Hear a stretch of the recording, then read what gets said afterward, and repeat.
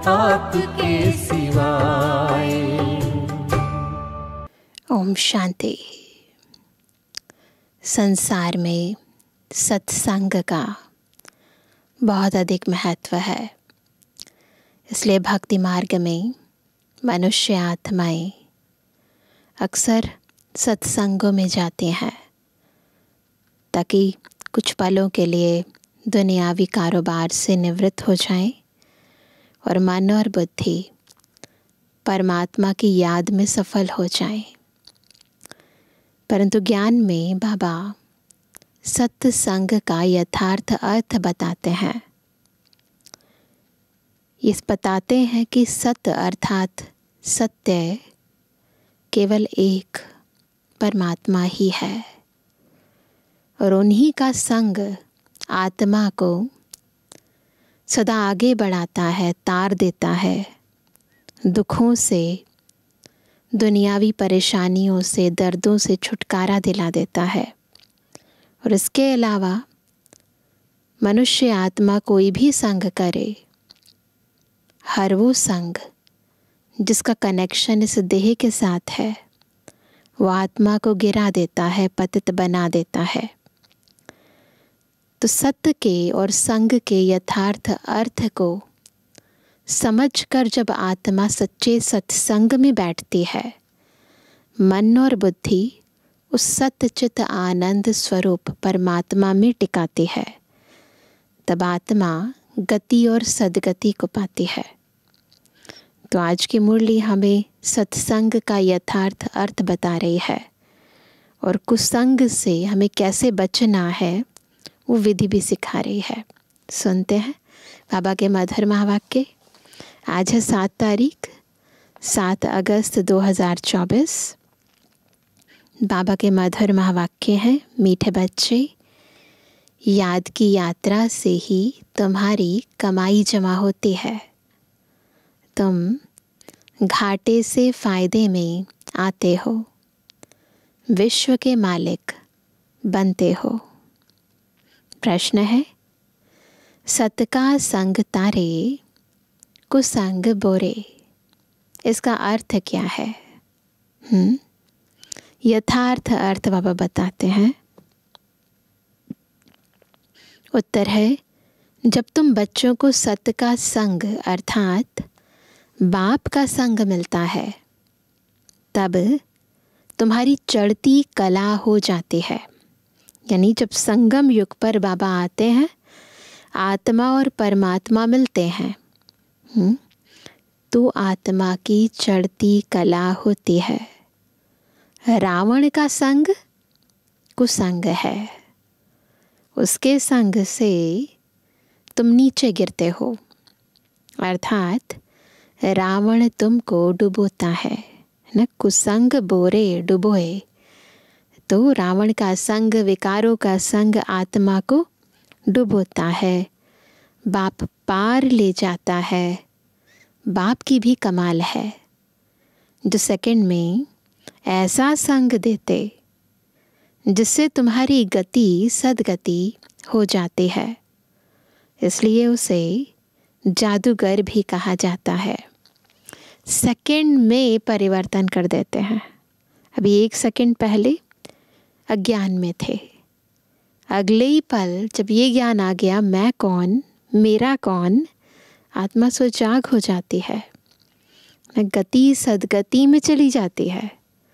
तो इसे कहते हैं जादूगरी। पल भर में आत्मा की तकदीर बदल देते हैं।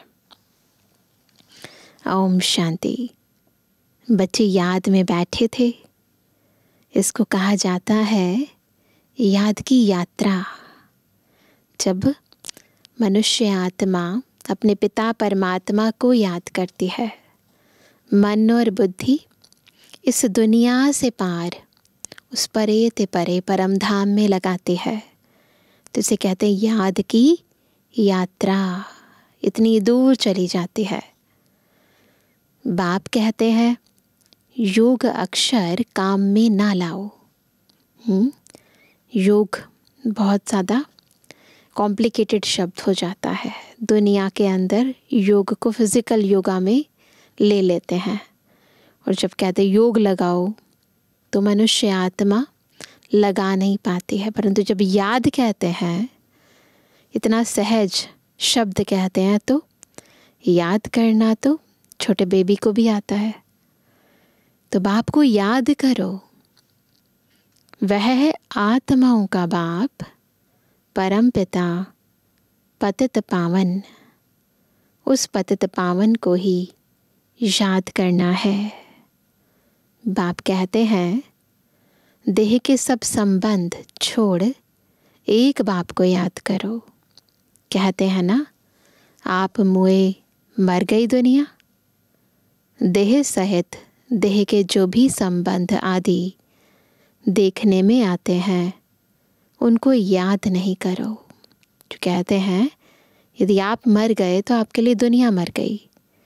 तो जब हम इस बॉडी को छोड़ते हैं, बॉडीली सभी रिलेशंस को छोड़ते हैं मन और बुद्धि से, और फिर जब बाबा को याद करते हैं, है ना, तब प्राप्ति होती है। इनको याद नहीं करना, एक बाबा को याद करना है। एक बाप को ही याद करो तो तुम्हारे पाप जल जाएंगे। तुम जन्म जन्मांतर की पाप आत्माएं हो ना। यह है ही पाप आत्माओं की दुनिया। सतयुग है पुण्य आत्माओं की दुनिया। अब पाप सब कट कर पुण्य कैसे जमा हो? बाप की याद से ही जमा होंगे। आत्मा में मन बुद्धि है ना, तो आत्मा को बुद्धि से याद करना है। बाप कहते हैं तुम्हारे जो भी मित्र संबंधी हैं उन सबको भूलो, वह सब एक दो को दुख देते हैं। एक पाप करते हैं जो काम कटारी चलाते हैं। दूसरा पाप फिर क्या करते हैं? जो बाप सर्व का सद्गति दाता है, बच्चों को बेहद का सुख देते हैं, अर्थात स्वर्ग का मालिक बनाते हैं, उसे सर्वव्यापी कह देते हैं। तो डबल पाप। यह पाठशाला है, तुम आए हो यह पढ़ने। यह लक्ष्मी नारायण है तुम्हारी एम ऑब्जेक्ट, और कोई ऐसे कह ना सके। दुनिया में कोई भी ऐसी यूनिवर्सिटी नहीं है जहाँ कहें कि आपको ऐसे लक्ष्मी नारायण बनना है, और कोई नहीं कह सकता। तुम जानते हो अभी हमको पवित्र बन पवित्र दुनिया का मालिक बनना है। हम ही विश्व के मालिक थे। पूरे 5000 वर्ष हुए। 5000 वर्ष पहले की बात है, हम ही विश्व के मालिक थे। देवी देवता विश्व के मालिक है ना। कितना ऊंच पद है। ज़रूर यह बाप ही बनाएंगे। बाप को ही परमात्मा कहते हैं। उनका असुल नाम है शिव। फिर बहुत नाम रख दिए हैं। शिव बाबा के कितने सारे गुणवाचक कर्तव्यवाचक नाम लिखे हुए हैं। तो जैसे बॉम्बे में बबुलनाथ का मंदिर है, अर्थात कांटों के जंगल को फूलों का बगीचा बनाने वाला है, तो कर्तव्यवाचक नाम है। नहीं तो उनका असली नाम एक ही शिव है। इनमें प्रवेश करते हैं तो भी नाम शिव ही है। तुमको इन ब्रह्मा को याद नहीं करना है, यह तो देहधारी है। तुमको याद करना है विदेही को। तुम्हारी आत्मा पतित बनी है, उनको पावन बनाना है। कहते भी हैं महान आत्मा, पाप आत्मा नहीं, आत्मा की बात है। महान परमात्मा नहीं कहते हैं। अपने को परमात्मा व ईश्वर भी कोई कह ना सके। कहते भी हैं महात्मा पवित्र आत्मा। सन्यासी सन्यास करते हैं, इसलिए पवित्र आत्मा है। बाप ने समझाया है, वह भी सभी पुनर्जन्म लेते हैं। देहधारियों को पुनर्जन्म ज़रूर लेना पड़ता है। विकार से जन्म ले, फिर जब बड़े बालिग बन जाते हैं तो संन्यास लेते हैं। देवताएं तो ऐसे नहीं करते, है ना। वो जो संन्यास लेते हैं वो बड़े हो जाते हैं, फिर संन्यास ले लेते हैं, सब कुछ छोड़ देते हैं। परंतु देवताएं नहीं छोड़ते हैं, वह तो एवर पवित्र है। बाप अभी तुमको आसुरी से दैवी बनाते हैं। दैवी गुण धारण करने से दैवी संप्रदाय बनेंगे। दैवी संप्रदाय रहते हैं सतयुग में, आसुरी संप्रदाय रहते हैं कलयुग में। है सब कुछ इसी दुनिया में, परंतु बिल्कुल कंट्रास्ट है। जैसे एक ही जगह पर दिन और रात होता है, वैसे इसी सृष्टि रंगमंच पर जब आदिकाल है, सतयुग है, त्रेता है, तो आत्मा पवित्र है। फिर उसके बाद अंतिम काल की ओर बढ़ती है, द्वापर है, कलयुग में है, तो आत्मा गिर जाती है, अंधकार में आ जाती है, अज्ञानता के बिल्कुल घोर जंगल में खो जाती है। तो बाबा कहते हैं, तो आसुरी संप्रदाय रहते हैं कलयुग में। अभी है संगम युग, अब तुमको बाप मिला है। कहते हैं अब तुमको फिर क्या बनना है? दैवी संप्रदाय बनना है ज़रूर। तुम यहाँ आए ही हो, क्या करने आए हैं सभी? दैवी संप्रदाय बनने। दैवी संप्रदाय वालों को अथाह सुख है। इस दुनिया को कहा जाता है हिंसक, देवताएं हैं अहिंसक। बाप कहते हैं, मीठे मीठे रूहानी बच्चों, बाप को याद करो। तुम्हारे जो गुरु लोग हैं वह भी सब देहधारी हैं। अभी तुम आत्माओं को परमात्मा बाप को याद करना है। सुख तब मिलेगा जब तुम पुण्य आत्मा बनेंगे।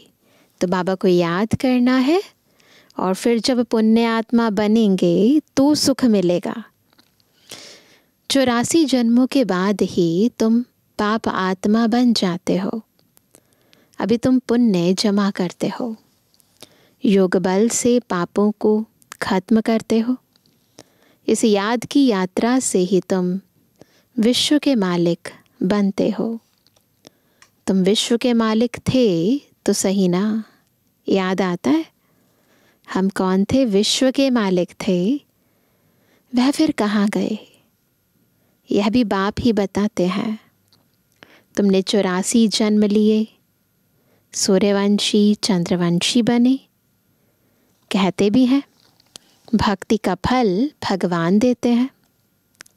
भगवान कोई देहधारी को नहीं कहा जाता है, वह है ही निराकार शिव। उनकी शिवरात्रि मनाते हैं तो ज़रूर आते हैं ना। परंतु कहते हैं तुम्हारे सदृश जन्म नहीं लेता हूँ, मुझे शरीर का लोन लेना पड़ता है। मुझे अपना शरीर नहीं है। अगर होता तो उनका नाम होता। ब्रह्मा नाम तो इनका अपना है। इसने सन्यास किया तब नाम ब्रह्मा रखा है। तुम हो ब्रह्मा कुमार कुमारियाँ। नहीं तो ब्रह्मा कहाँ से आया? ब्रह्मा कहाँ से आया? कोई ऐसे दुनिया के अंदर ऐसे बुजुर्ग तो कोई उत्पन्न नहीं हुआ। परंतु बाबा बताते हैं कि इन्होंने सन्यास किया, सब चीज़ों का त्याग किया, तब शिव बाबा ने इनका नाम ब्रह्मा रखा। और उनके मुख द्वारा हम बच्चों को उत्पन्न किया तो हम कहलाए ब्रह्मा कुमार ब्रह्मा कुमारियाँ। ब्रह्मा है शिव का बेटा। शिव बाबा अपने बच्चे ब्रह्मा में प्रवेश कर तुमको ज्ञान देते हैं। ब्रह्मा, विष्णु, शंकर भी इनके बच्चे हैं, शिव बाबा के बच्चे हैं। निराकार बाप के सब बच्चे निराकार हैं।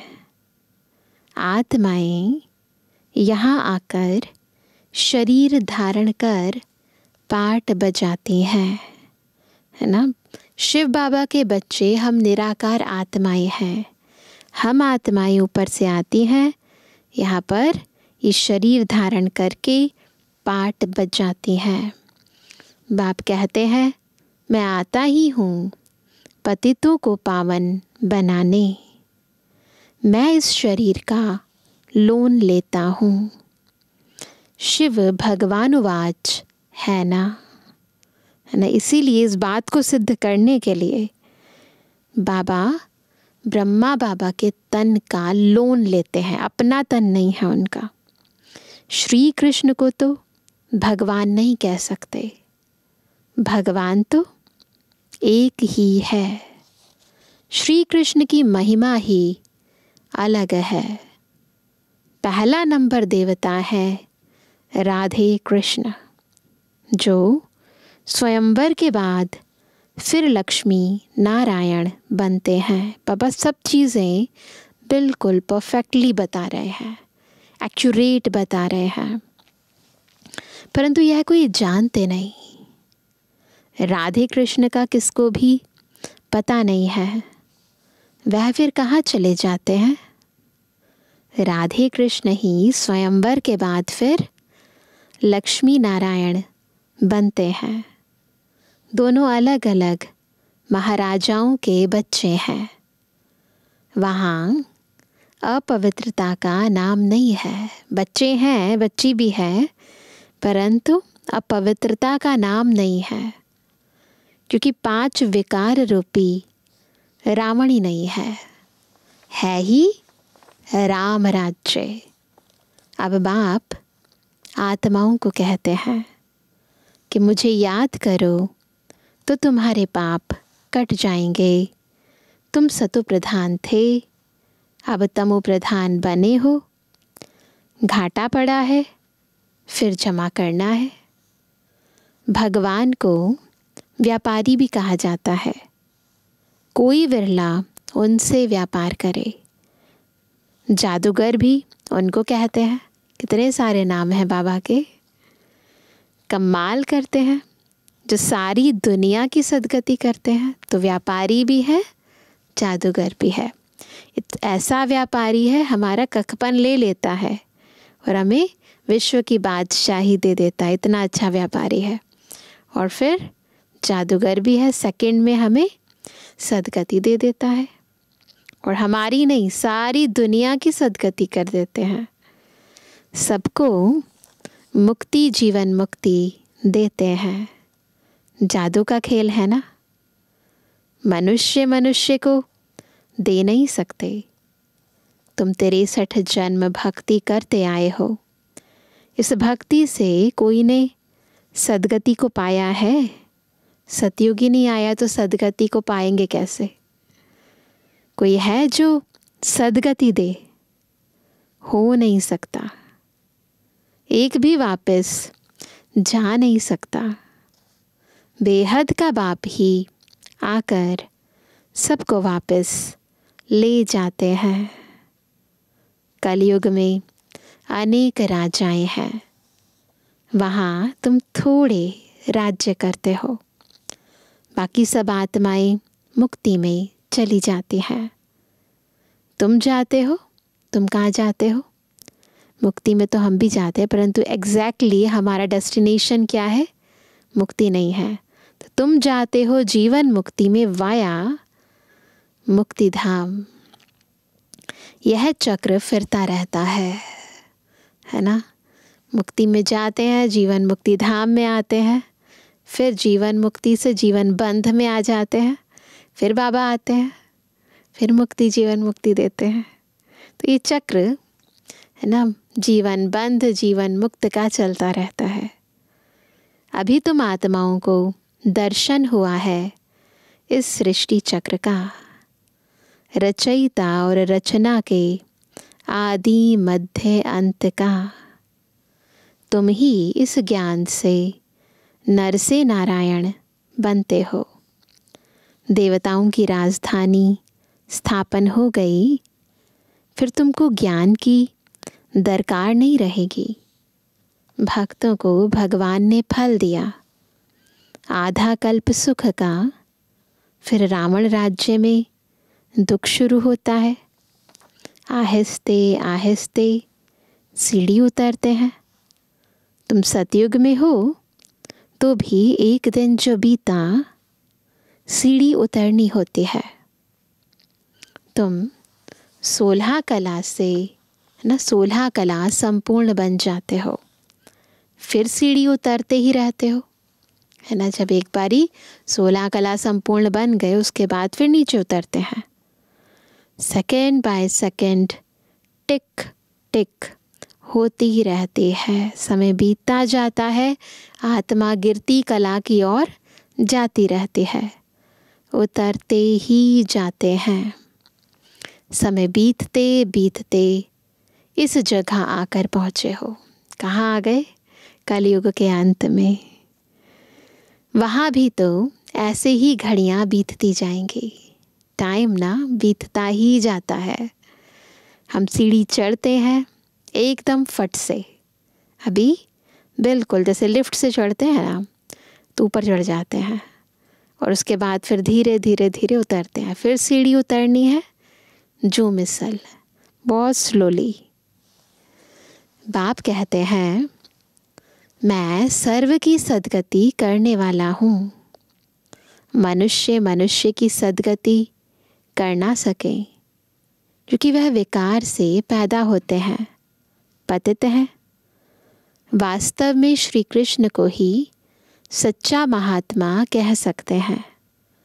यह महात्मा लोग तो फिर भी विकार से जन्म ले फिर संन्यास करते हैं। वह तो है देवता। देवताएं तो सदैव पवित्र है, उनमें कोई विकार होता नहीं। उनको कहा ही जाता है निर्विकारी दुनिया। इनको कहा जाता है विकारी दुनिया। तो बाबा कहते हैं नो प्योरिटी, वो है निर्विकारी दुनिया, यह है विकारी दुनिया। और यहाँ पर प्योरिटी बिल्कुल भी नहीं है। चलन कितनी खराब है। देवताओं की चलन तो बड़ी अच्छी होती है, तो हम आत्माएं क्या थे और क्या बन गए हैं, बिल्कुल अपोजिट बन गए। अपनी क्वालिटीज़ के, अपने कैरेक्टर्स के बिल्कुल अपोजिट। सब उनको नमस्ते करते हैं। कैरेक्टर्स उन्हों के अच्छे हैं तब तो अपवित्र मनुष्य उन पवित्र देवताओं के आगे माथा टेकते हैं, कितनी महिमा गाते हैं उनके चरित्रों की। अभी तो लड़ना झगड़ना क्या क्या लग पड़ा है, बड़ा हंगामा है। अभी तो रहने की भी जगह नहीं। चाहते हैं मनुष्य कम हो, परंतु यह तो बाप का ही काम है। इतनी बड़ी पॉपुलेशन को अचानक से कम कर देना, बिल्कुल 9 लाख कर देना सारे विश्व की पॉपुलेशन को, ये काम केवल बाबा का है। सतयुग में बहुत थोड़े मनुष्य होते हैं। इतने सब शरीरों की होलिका हो जाती है। क्या करते हैं होलिका के अंदर? सब कुछ पुराना कखपन डाल देते हैं, है ना। तिल जौ भी डाल देते हैं, सब कुछ एंड के अंदर सब स्वाहा कर देते हैं। पुरानी चीज़ें, पुरानी लकड़ियाँ, सब कुछ। तो बाबा कहते हैं कि अब क्या करना है, ये होलिका जला दूँ। क्या जलानी है? ये इस होलिका के अंदर ये शरीर पुराने हो गए हैं, संस्कार पुराने हो गया, हर वो चीज़ जो पुरानी हो गई है ना, वो सब कुछ इसमें स्वाहा करनी है। तो बाबा कहते हैं इतने सब शरीरों की होलिका हो जाती है, बाकी सब आत्माएं चली जाती हैं अपने स्वीट होम। दिखाते हैं ना, धागा नहीं जलता, कुकी जल जाती है। तो यहाँ भी क्या होगा, सब शरीर जल जाएंगे, लेकिन आत्मा अजर अमर अविनाशी वो अपने घर चली जाएगी। सजाएं तो नंबरवार भोगते हैं ज़रूर, जो पूरा पुरुषार्थ कर विजय माला का दाना बनते हैं, वह सजाओं से छूट जाते हैं। माला एक की तो नहीं होती, माला एक की थोड़ी ना होती है। जिसने उन्हों को ऐसा बनाया वह कौन है, वह है फूल। दिखाते हैं ना, जो 108 की माला होती है, रुद्राक्ष की माला भी देखो तो उसके अंदर सबसे पहले ऊपर फूल, फिर मेरुदाना और उसके बाद फिर बाकी मालाएं। तो वह कहते हैं वह है फूल, फिर है मेरु, प्रवृत्ति मार्ग है ना। तो जोड़ी की माला है, सिंगल की माला नहीं होती, सन्यासियों की माला होती नहीं। वह है निवृत्ति मार्ग वाले, छोड़ देते हैं ना। माला मतलब मिलकर रहना है, तो मिलने से माला बनती है। मिलेंगे ही नहीं, छोड़ देंगे, अलग अलग हो जाएंगे, तो माला कैसे बनेगी। बाबा भी हमें क्या कहते हैं, संस्कार मिलाओ। तो जब तक संस्कार नहीं मिलाते, बाबा के साथ तो है, परंतु भाई बहनों का भी आपस में मिलने चाहिए, तो उसके कारण ही वो माला बनेगी। तो इसीलिए बाबा कहते हैं सन्यासियों की माला नहीं होती, वह है निवृत्ति मार्ग वाले। वह प्रवृत्ति मार्ग वालों को ज्ञान दे ना सकें, वो कैसे बताएंगे। खुद ही गृहस्थ छोड़कर आए हैं, तो उनको क्या ज्ञान देंगे कि गृहस्थ व्यवहार में पवित्र कैसे रहो। ये ज्ञान वो तो दे नहीं सकते। पवित्र बनने के लिए उनका है हद का संन्यास, वह है हठ योगी, यह है राजयोग। उनका तरीका ही अलग है। अगर प्योरिटी को अप्लाई करना चाहते हो, ज़िंदगी में अपनाना चाहते हो, तो उसका एक ही तरीका है उनके पास कि छोड़ दो। लेकिन यहाँ हम राजयोग सीखते हैं, घर गृहस्थ में रहकर कैसे हमें पवित्र बनना है, वो विधि बाबा सिखाते हैं, पावर देते हैं हमें। तो वह कहते हैं राजाई प्राप्त करने के लिए बाप तुमको यह राजयोग सिखलाते हैं। बाप हर 5000 वर्ष बाद आते हैं। आधा कल्प तुम राजाई करते हो सुख में, फिर रावण राज्य में आहिस्ते आहिस्ते तुम दुखी हो जाते हो। इसको कहा जाता है सुख दुख का खेल, है ना। तुम पांडवों को जीत पहनाते हैं, अब तुम हो पंडे, घर जाने की यात्रा कराते हो। वह यात्राएं तो मनुष्य जन्म जन्मांतर करते आए हैं, अब तुम्हारी यात्रा है घर जाने की। बाप आकर तुमको क्या करते हैं, बाप आकर सबको मुक्ति, जीवन मुक्ति का रास्ता बताते हैं। तुम जीवन मुक्ति में, बाकी सब मुक्ति में चले जाएंगे। हाहाकार के बाद फिर जय जयकार हो जाती है। अभी है कलयुग का अंत, आफतें तो बहुत आने की हैं। फिर उस समय तुम याद की यात्रा में रह नहीं सकेंगे, क्योंकि हंगामा बहुत हो जाएगा। इसलिए बाप कहते हैं अब याद की यात्रा को बढ़ाते जाओ, तो पाप भस्म हो जाएं, और फिर जमा भी करो। पुराना जो पाप है वो भस्म हो जाए, फिर आगे के लिए जमा भी तो करना है। सतु प्रधान तो बनो। बाप कहते हैं मैं हर कल्प के पुरुषोत्तम संगम युग पर आता हूँ। यह तो बहुत छोटा सा ब्राह्मणों का युग है। ब्राह्मणों की निशानी छोटी होती है। ब्राह्मण, देवता, क्षत्रिय, वैश्य, शूद्र, यह चक्र फिरता ही रहता है। आत्मा की क्वालिटी डाउन होती जाती है, और फिर दोबारा बाबा आते हैं तो फिर दोबारा आत्मा उत्तम पुरुष बन जाती है। ब्राह्मणों का बहुत छोटा कुल होता है। इस छोटे से युग में बाप आकर तुमको पढ़ाते हैं। तुम बच्चे भी हो तो स्टूडेंट भी हो, पढ़ाते हैं तो टीचर के स्टूडेंट भी हो, फॉलोअर्स भी हो। तो बाबा बार बार क्या कहते हैं, फॉलो फादर, तो फॉलोअर्स भी हो ना। और फॉलो डबल फादर, साकार में ब्रह्मा बाबा को और निराकार में शिव बाबा को फॉलो करो। तो बाबा के फॉलोअर भी हो, तो बच्चे भी हो, स्टूडेंट भी हो, फॉलोअर्स भी हो। एक के ही है, अलग अलग नहीं है एक ही।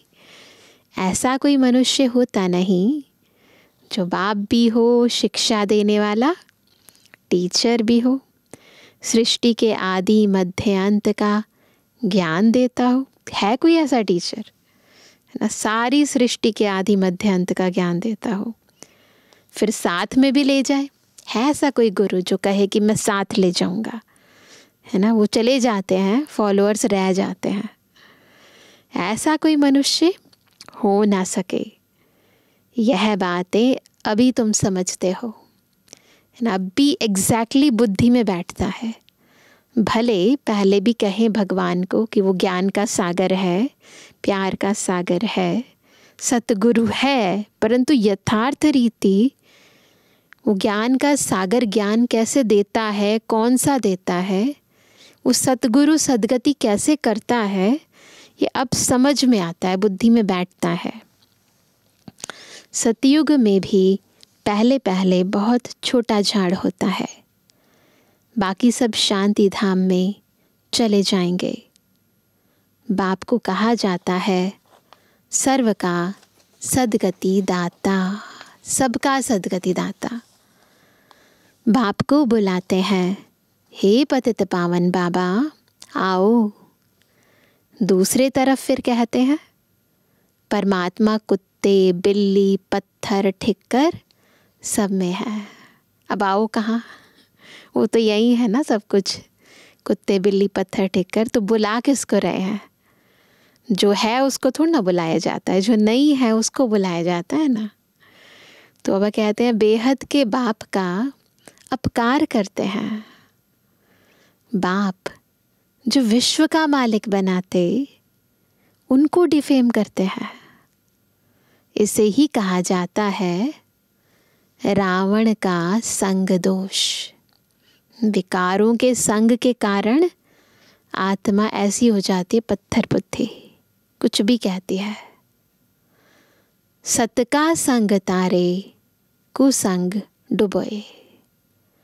रावण राज्य शुरू होता है तो तुम गिरने लग पड़ते हो। बाप आकर के तुम्हारी चढ़ती कला करते हैं। बाबा कहते हैं बाप आकर मनुष्य को देवता बनाते हैं तो सर्व का भला हो जाता है। कहते हैं ना चढ़ती कला तेरे भाने सर्व का भला। अभी तो सब यहाँ है, बाकी जो भी रहे हुए हैं वह आते रहते हैं। जब तक निराकारी दुनिया से सब आत्माएं आ जाएंगी, तब तक तुम इम्तिहान में भी नंबरवार पास होते जाएंगे। इनको कहा जाता है रूहानी कॉलेज, है ना? कॉलेज है ना, तो पास होते जाएंगे। रूहानी बाप रूहानी बच्चों को पढ़ाने आते हैं। तो इस कॉलेज में बैठने का तरीका है यहाँ बैठना, है ना? यहाँ कैसे बैठे हैं वो मैटर नहीं करता, यहाँ कैसे बैठे हैं, मन और बुद्धि यहीं बैठी है या कहीं और है, वो इम्पोर्टेंट है। तो रूहानी बाप रूहानी बच्चों को पढ़ाने आते हैं। रावण राज्य आया तो फिर शरीर छोड़ अपवित्र राजा बने और पवित्र देवताओं के आगे माथा टेकने लगे। आत्मा ही पतित अथवा पावन बनती है। आत्मा पतित तो शरीर भी पतित मिलता है।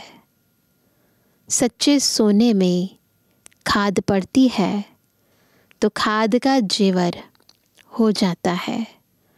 यानी आत्मा अपवित्र बनती है तो ये जेवर यानी शरीर भी अपवित्र बन जाता है। अब आत्मा से खाद निकले कैसे? पवित्र शरीर चाहिए ना, तो आत्मा को प्योर बनना पड़ेगा। तो इससे खाद निकले कैसे, अलॉय कैसे निकले? योग अग्नि चाहिए, उनसे तुम्हारे विकर्म विनाश हो जाएंगे। आत्मा में कौन सी अलॉय पड़ी है? चांदी, तांबा, लोहा पड़ गया है। यह है खाद। आत्मा सच्चा सोना है, अब झूठी बन गई है। इसका संग लग गया ना, झूठी माया, झूठी काया का संग लग गया तो झूठी बन गई। वह खाद निकले कैसे? तो बाबा कहते हैं यह है योग अग्नि। ज्ञान चिता पर बैठे हो, आगे थे काम चिता पर। बाप ज्ञान चिता पर बिठाते हैं, सिवाय ज्ञान सागर बाप के और कोई ज्ञान चिता पर बिठा ना सके। इस ईश्वरीय ज्ञान का स्वरूप बनकर परमात्मा की याद की, है ना, बिल्कुल लगन की अगन में आत्मा अपने पुराने विकर्मों को विनाश कर देती है, अंदर भरी हुई अलॉय को खत्म कर देते हैं। मनुष्य भक्ति मार्ग में कितनी पूजा करते रहते हैं, लेकिन किसको जानते नहीं। जिसकी पूजा करते हैं उसको जानते नहीं। अभी तुम सबको जान गए हो, सभी को जान गए हैं। तुम सब देवता बनते हो तो फिर पूजा की बात ही खत्म हो जाती है। जब रावण राज्य शुरू होता है तब भक्ति शुरू होती है। अच्छा मीठे मीठे के बेजवानी बच्चों पे जुबानी बाप दादा का दिल जान सको प्रेम से नंबरवार प्रसाद अनुसार याद कर और रूहानी बच्चों की रूहानी बाप दादा को गुड मॉर्निंग, नमस्ते नमस्ते नमस्ते। धारणा के लिए मुख्य सार पहला, सजाओं से मुक्त होने के लिए विजय माला का दाना बनने का पुरुषार्थ करना है। रूहानी पंडा बन सबको शांति धाम घर की यात्रा करानी है। दूसरा, याद की यात्रा को बढ़ाते बढ़ाते सब पापों से मुक्त हो जाना है।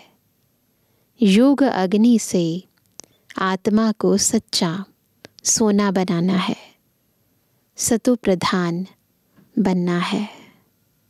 आज का वरदान है, हर घड़ी को अंतिम घड़ी समझ सदा एवर रेडी रहने वाले तीव्र पुरुषार्थी भव। कौन है तीव्र पुरुषार्थी? कैसे बनेंगे तीव्र पुरुषार्थी? बिल्कुल पक्का कर ले, हर घड़ी अंतिम घड़ी। जब ये बुद्धि में रहेगा तो एवर रेडी रहेंगे और तीव्र पुरुषार्थी बनेंगे।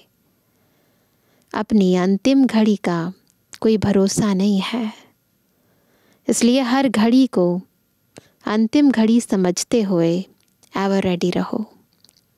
एवर रेडी अर्थात तीव्र पुरुषार्थी। ऐसे नहीं सोचो कि अभी तो विनाश होने में कुछ टाइम लगेगा, फिर तैयार हो जाएंगे। नहीं, हर घड़ी अंतिम घड़ी है। इसलिए सदा निर्मोही, निर्विकल्प, निर्व्यर्थ, व्यर्थ भी नहीं, तब कहेंगे एवर रेडी। 3 बातें कौन सी हैं? निर्मोही, निर्विकल्प, निर्व्यर्थ। कोई भी कार्य रहे हुए हों, लेकिन अपनी स्थिति सदा उपराम हो। ऐसा नहीं है कारोबार छोड़ना है ना। भले कारोबार काम तो रहेंगे ही ना, कर्म क्षेत्र पर कर्म चलते रहेंगे, लेकिन अंदर की स्थिति कैसी हो? उपराम हो, डिटैच स्थिति से कार्य करें। जो होगा वो अच्छा होगा। किसी भी चीज़ के साथ अटैचमेंट नहीं हो, ना मोह हो, ना कोई व्यर्थ संकल्प चले, ना कोई विकल्प चले।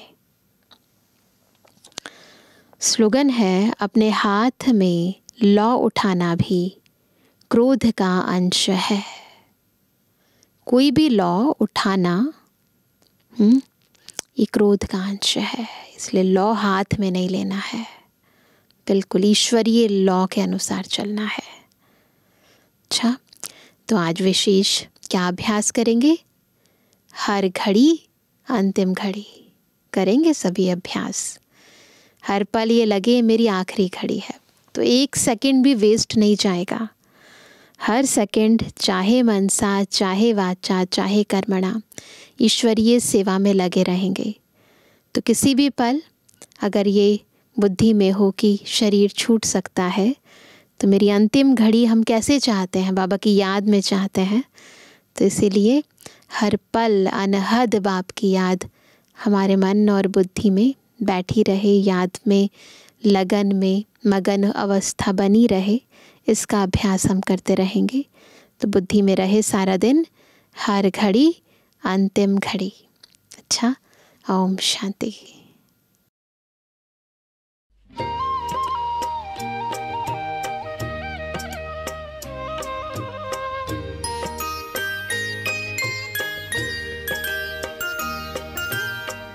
मीठे बच्चे, मीठे बच्चे, बोलिए कितने मीठे हैं।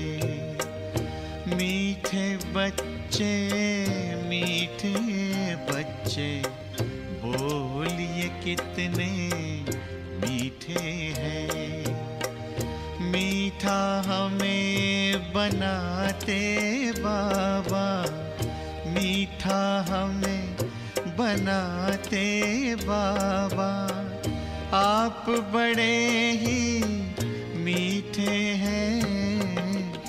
मीठे बच्चे, मीठे बच्चे, बोलिए कितने मीठे हैं।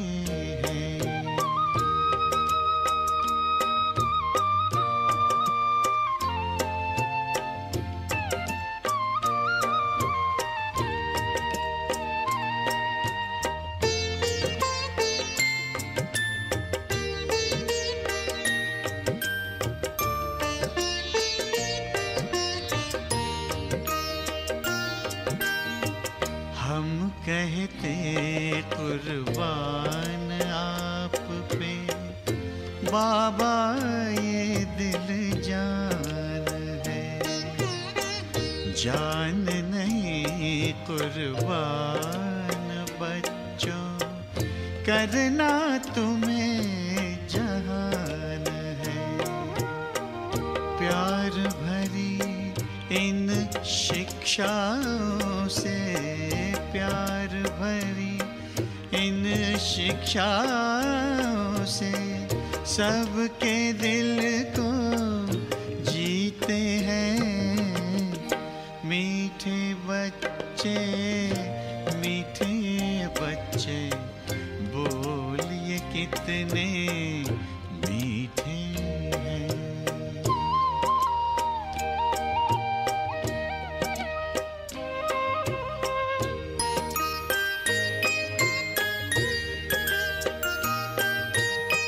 खार चुन लिए खुशबू भर हर जिंदगी महकाई है। नाच उठे हैं मन मयूर जब मुरली मधुर सुनाई है। इसी राग में भाग्य जगाना, इसी राग में भाग्य जगाना, आपसे हम भी सीखे हैं। मीठे बच्चे, मीठे बच्चे, बोलिए कितने मीठे हैं।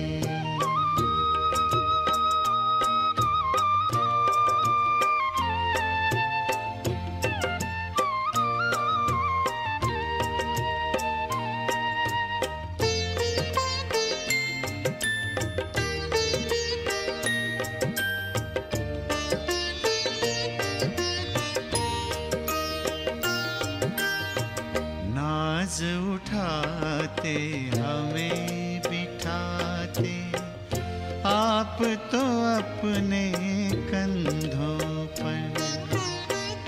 याद प्यार दे करते नमस्ते, बलि बलि जाते बच्चों पर।